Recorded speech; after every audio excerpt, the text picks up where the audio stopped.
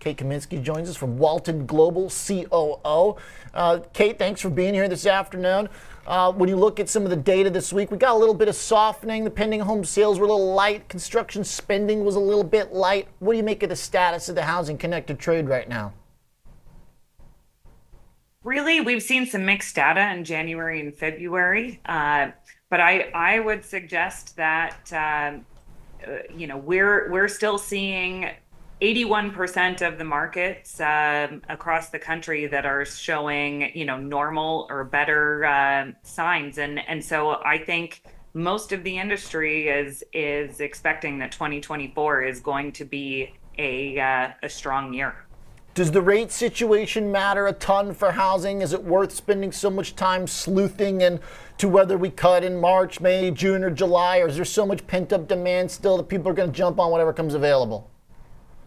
I mean, rates are one of the biggest factors I think that's impacting the industry right now, because all of your builders are continuing to focus on rate buy downs. They're having to offer incentives, quick move-in inventory, anything to get people into those homes. But rate buy downs continue to be a focal area where they're really having to get buyers in between that 5 and 6% range is where your average buyer seems to be comfortable. And so as long as rates continue, we've seen them creep up a little bit, I think that's going to continue to be a big area that the builders are having to spend on. Home builders making highs. It's like one of the most reliable parts of the stock market, just incessant record after record. Have they been able to trim their costs in other areas, at least relative to the inflation post-COVID period where prices were real elevated? Maybe rates are a little bit higher now, but are the actual input costs helping them? I was reading some survey results from John Burns the other day, and we've definitely seen some softening in some of the materials sectors and of course on labor, but not enough to have any meaningful impact as it pertains to either the cost of homes and or the builder's margins. So I think that we're going to continue to see prices increase in new home sale inventory as a result of that.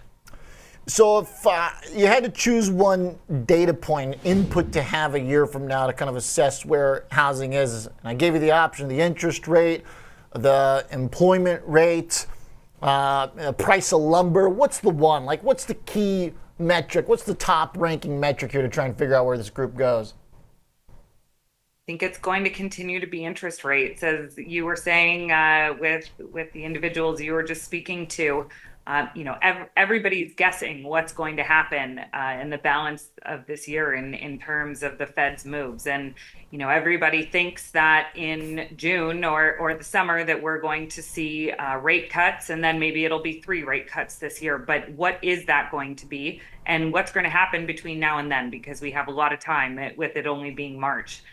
So I don't think that this being top of mind in the housing industry is going to go away anytime soon, and certainly not for the balance of 2024. I mean, mortgage rates are significantly above where they were 20 months ago. Housing seems to be still doing solid, though. I mean, has it had a material impact thus far, a crazy hiking cycle we went through?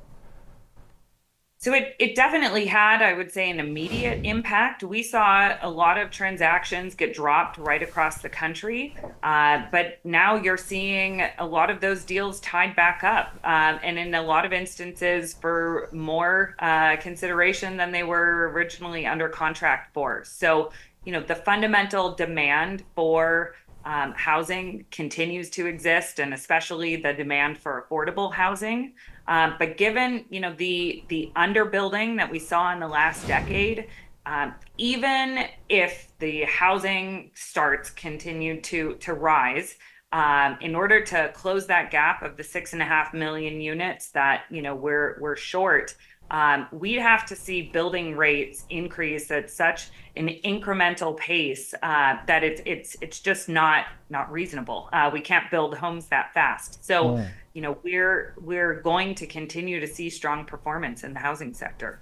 As a good stat you just mentioned, I want to come back to real quick. 6.5 million home gap, the decade from 2012 to 22, based on homes built versus family formation, household formation. Has something kicked in the economy the last couple of years where people said, all right, time for me to get my own home?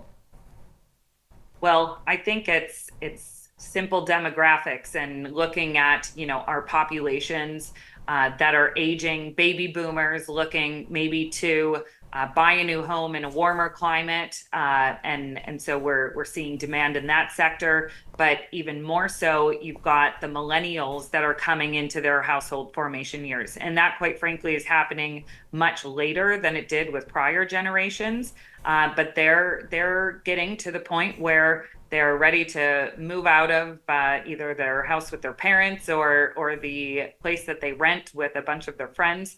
They're getting married, they're having kids, they're looking to buy a home, whether it be a multifamily or single family home. And so, that generation has so much buying power that that is a huge impact on demand in the market.